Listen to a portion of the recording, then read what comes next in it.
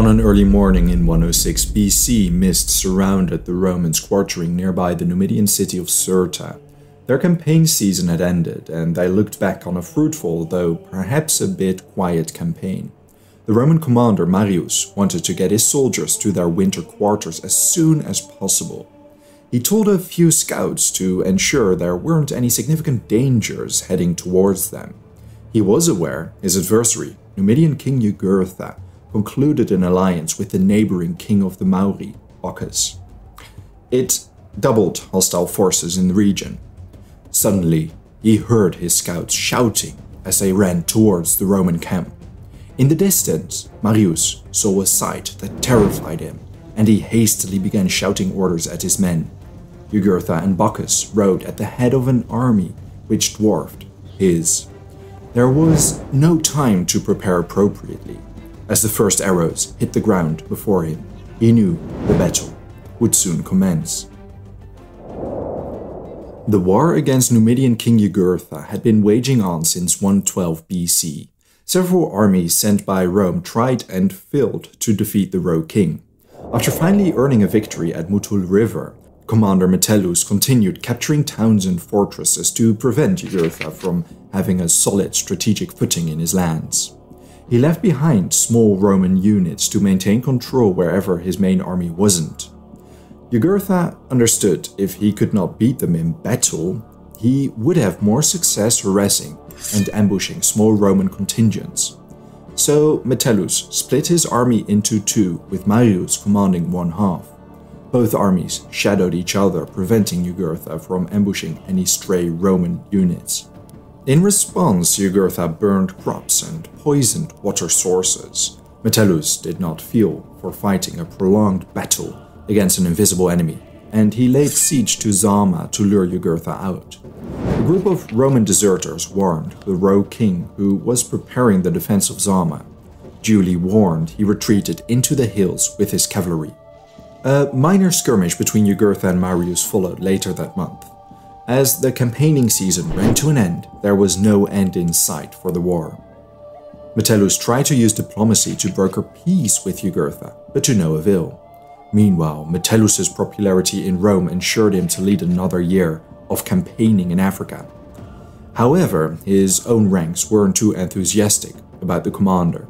Despite many deserters at the lower level, the main danger was personified by his deputy, Gaius Marius. Marius was convinced he could do a better job and quickly wrap up the war.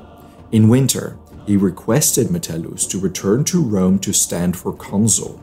Metellus initially refused, but after multiple intrigues, he allowed Marius to depart to get rid of him. He wouldn't stand a chance to get elected anyway. He wasn't even of Roman noble origin, but he was Italian. As the campaigning season began in 108 BC, the Romans once again invaded Numidia. Though no comprehensive sources survive, it is clear Metellus's army besieged the fortress of Thala, capturing it together with most of Jugurtha's treasury. Besides this disaster, there are barely any details available of this campaign. As the season ended, things did not look good for Jugurtha. But when he was at his lowest point, did things turn around. He managed to attain an alliance with the Mauri and Gaetulians to the west and south. These supplied ample soldiers.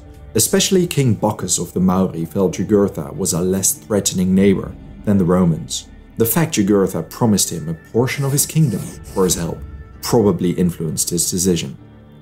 This alliance of two kings re-invaded Numidia and laid siege to the capital of Cirta, but this new alliance was the least of Metellus's worries. As he camped nearby Cirta, he received news of Rome. Marius was elected consul, but he was also elected commander against Jugurtha. To Metellus, this felt nothing short of betrayal. Unfortunately, sources do not reveal what happened next, but what is for sure is that the siege of Cirta did not end in victory. When Marius returned to Roman Africa and assumed command of the army, Metellus refused to meet with him to hand over command, counter to Roman tradition. Marius brought over a sizable army from Italy, increasing the Roman numbers significantly. Perhaps ironically, Marius continued with a strategy which was very similar to that of Metellus. He laid sieges to cities, towns and forts, capturing Jugurtha's primary treasury house located near the Mauretanian border. Bocchus and Jugurtha separately roamed around Numidia, actively avoiding the Romans. As the population became alienated and Marius's army continued seizing strategic objectives, Jugurtha desperately required Bocchus's aid. The Mauri king avoided the Romans even more than Jugurtha though, mainly because he wasn't sure which outcome of the war would benefit him most. However, when Jugurtha offered him 1/3 of his kingdom, he was sure. In response, Bocchus marched a large army of Mauri cavalry into Numidia from the west. Jugurtha's main force was able to link up with them. Here is where ancient sources conflict a little. For example, Orosorius claims Marius was laying siege to Cirta preceding this battle. However, Sallust agrees it is highly unlikely. Around this time of the war, Cirta was still in Jugurthan hands, mainly because he had been evading the Romans for most of the campaigns, and the Romans made it their goal to capture as many cities and strongholds as possible. At any rate, both accounts agree on the location of the battle, close by Cirta. As Marius and his Roman army quartered close by Cirta, he deployed scouts to keep an eye on potential ambushes by Jugurtha.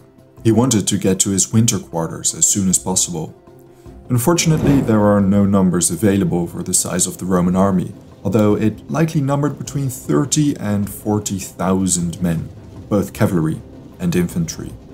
As soon as a few of his scouts informed the commander a Jugurthine army indeed was closing in on them, screams arose from the distance. The enemy was closer than anticipated. Before the Roman commanders could order their troops in formation, the combined Mauri and Gaetulian cavalry charged at the Romans. This army outnumbered the Romans at least 2 to 1. Instead of a frontal charge, many horsemen maintained their distance from the Roman camp, pelting the legionaries with javelins. The Romans, in turn, quickly took to arms and rushed to take their formations. The Roman cavalry mounted their horses to launch a countercharge.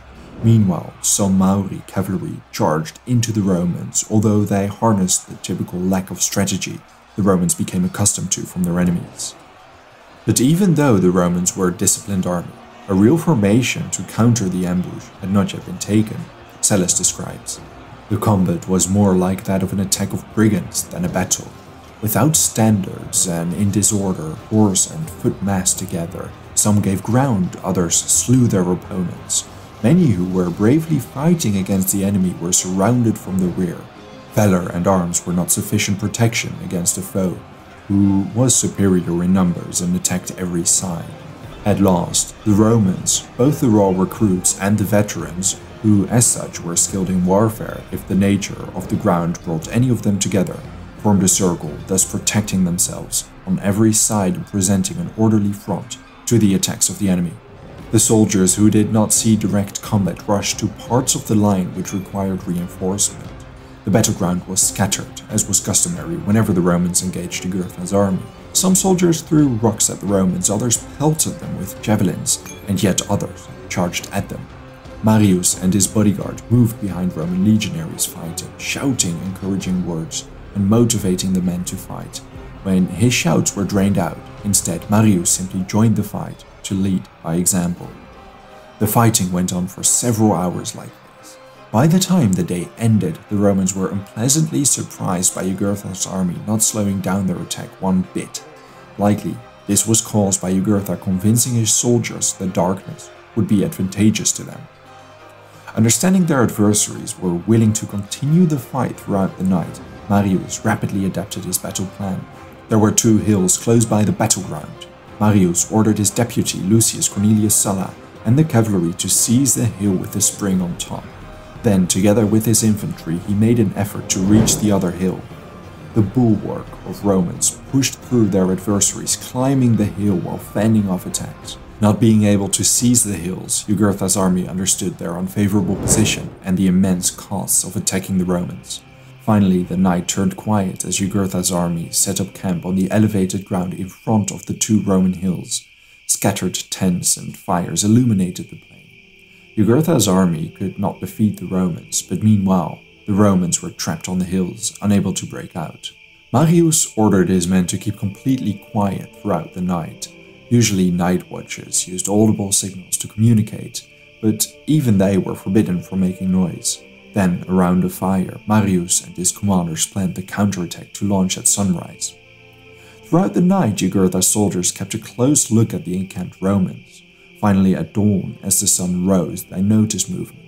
Exhausted from a long day of fighting and a night of being on high alert, the Numidians were anything but information. But the Romans were. The Roman hornblowers gave a signal to launch an all-out attack.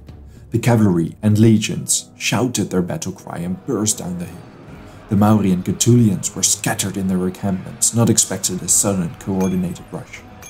According to Sallust, the Mauri and Gaetulians, suddenly being awakened by this strange and terrible sound, were incapable of feeling or of arming themselves, or indeed taking any action at all. Their enemy was upon them, and no help was at hand. The shouting and din, the confusion and terror had made them frantic with fear. In the end, they were completely routed.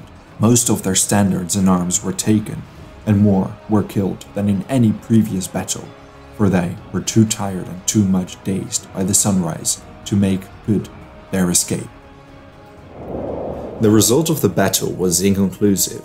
Although Sallust implies Marius obliterated a large part of Jugurtha's army, what happened next contests this claim. Only a few days later, an even larger army ambushed the Romans, resulting in the decisive Second Battle of Cirta. The end of the war was coming closer, and both Marius and Jugurtha felt it. There would be just one more final, decisive battle. Thank you very much for watching this video. If there's a topic, battle, or event you would like to know more about, let me know your thoughts in a comment. I would also really like to thank all my patrons and channel members for their generous support. If you enjoy House of History and want to support my work, consider joining me on Patreon. For just $1 a month, you will already gain access to exclusive content. Don't forget to subscribe. See you next time.